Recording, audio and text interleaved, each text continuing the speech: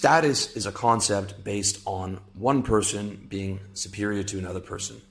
Status is an illusion, an arbitrary agreement that one person outranks another person. But the fact that people to agree to differences in status between people means that status affects every aspect of human behavior. On average, the people with the most advantages and attributes have the highest status. Advantages and attributes like money, power, respect, connections, looks, physique, charm, and the ability to speak with authority. Some of those advantages and attributes are genetic, but many of them can be learned and gained through playing the game of life well. Status, like money and masculinity, gets you more respect from men and more attention from women. As a general rule, the most attractive men on the planet to women are men with the highest status. Billionaires, CEOs, celebrities, politicians, athletes, musicians, models, and actors. Genetics plays a big part in how attractive you are to women, but status is by far the biggest amplifier of attraction. Not only that, but status applies to all social relationships. There is a hierarchy in politics, the military, corporations, media, Hollywood, athletics, all the way down to friendships and romantic relationships. In a perfect world, all people would have equal respect and equal dating prospects. But we don't live in a perfect world. Not even close. Anyone who tells you otherwise is either lying to you or trying to manipulate you. The hot girl who says she believes in equality is not being honest with herself. It's no accident she happens to marry the handsome, high-status guy and not the janitor. And your boss at work is trying to manipulate you by telling you to take an ownership mentality in his company and that everyone on the team is equal, when in reality he calls the shots, has 100% equity, and gets all the profits. With that being said, you don't need to be a CEO or a billionaire to make status work for you. Height, muscle, shoulder width, masculinity, and attractiveness can all raise your status in the world. The muscular 6'5", good-looking, masculine acting guy instantly gets a lot more respect and attention from women than the shy 5'2", 100-pound guy. At the end of the day, people's instincts are primitive and they respond differently to a guy who looks like he would have been a tribal leader prior to the agricultural revolution, which is where we spent most of our time as a human species. You can't change your height or your shoulder width, but adding 50 pounds of muscle, dressing like you have money, and walking and talking with a masculine, strong, confident attitude go a long way in terms of giving you status. So does renting a nice car and a nice condo and making sure they're featured on your online dating profile. You don't have to have those things if they're not in your budget, but they do help. You can also choose to amplify your situational status because status applies differently to every situation. If you're a young, good-looking guy, but you have no money and no status, you can still get status in a packed club full of 10s by becoming a club promoter. And you'll be a lot more successful with women this way than by running around trying to cold approach every girl in the club. During the day, you could work for a wealthy CEO and have no status in his organization, but as a promoter on a packed dance floor full of 10s who you outrank your boss. That is, unless your boss buys a bottle service table from you and buys out the bar for the hottest girls in the club, then he would regain his status over you in that situation. At the end of the day, status is an illusion. We're all just Homo sapiens walking around in cloth, but other people buy into it in the game of life.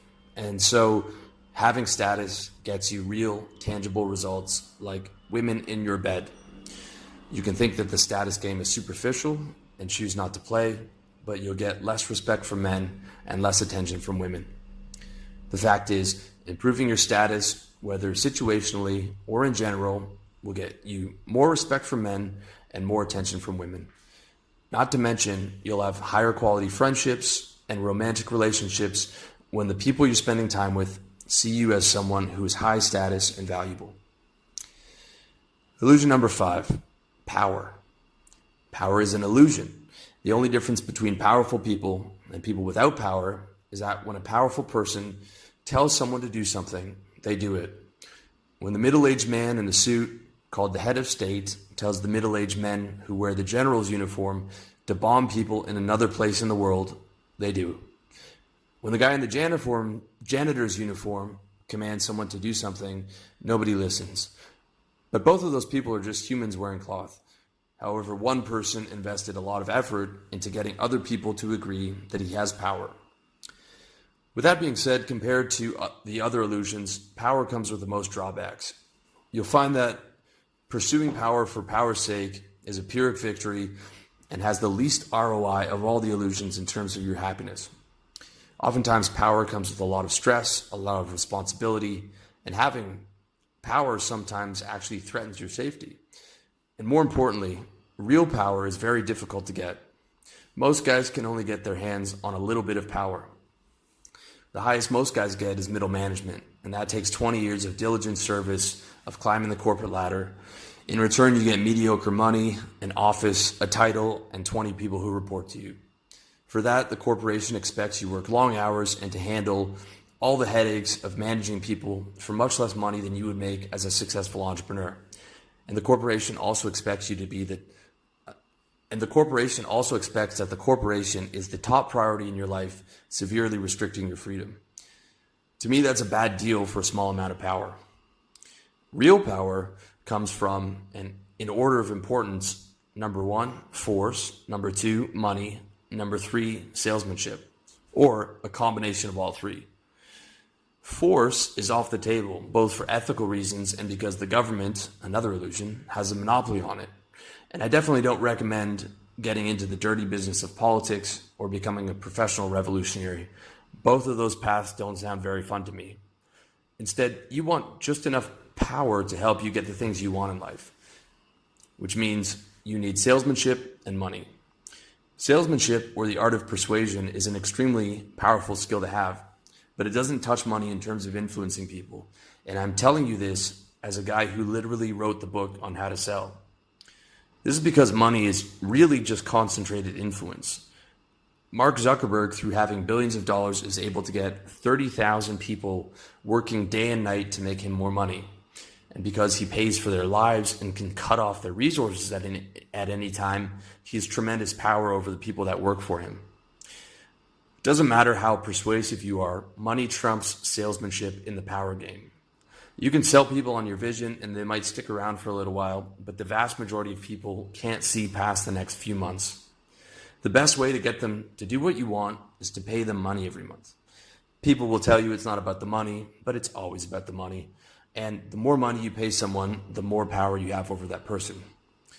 With that being said, paying people money just to have power over them is a bad play in my opinion. You should only take on as many employees as you need to hit your financial targets. Personally, I'd rather not have to manage people whenever I can avoid it, as 90% of business stress comes from managing people. Not to mention that if I want to travel that month or need to do a visa run, I'd have to worry about how business is being handled at my office.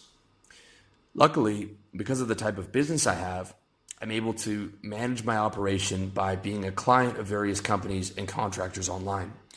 I use my power as a client to get companies to host my website, podcast, and YouTube, among other things.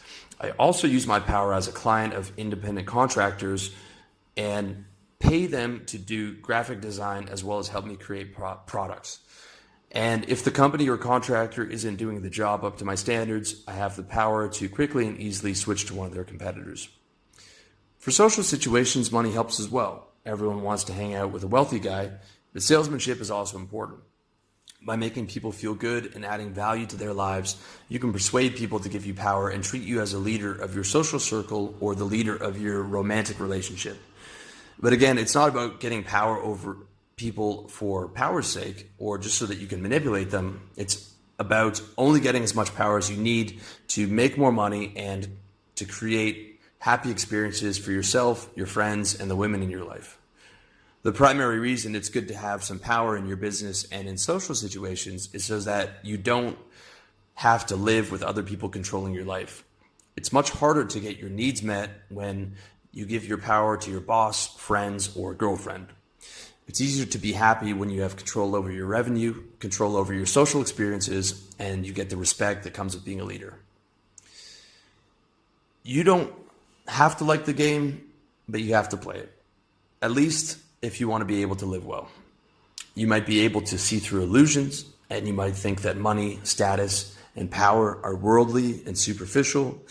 You might wish you didn't have to worry so much about making money. You might wish that women didn't care about status and arbitrary fashion trends. You might wish you lived in a world where people believed in self-governance. You might wish the game was different. Man, I wish the game was different. I wish we lived in a world where everyone was happy, healthy, and wealthy.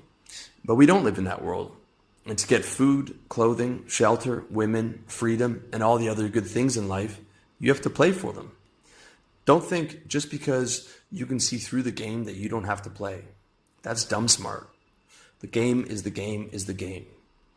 Illusions might not have any physical existence themselves, but other people agree they exist.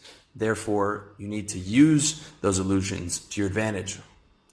Lastly, it's not enough just to use your own illusions. You have to respect other people's illusions as well and play your hand accordingly.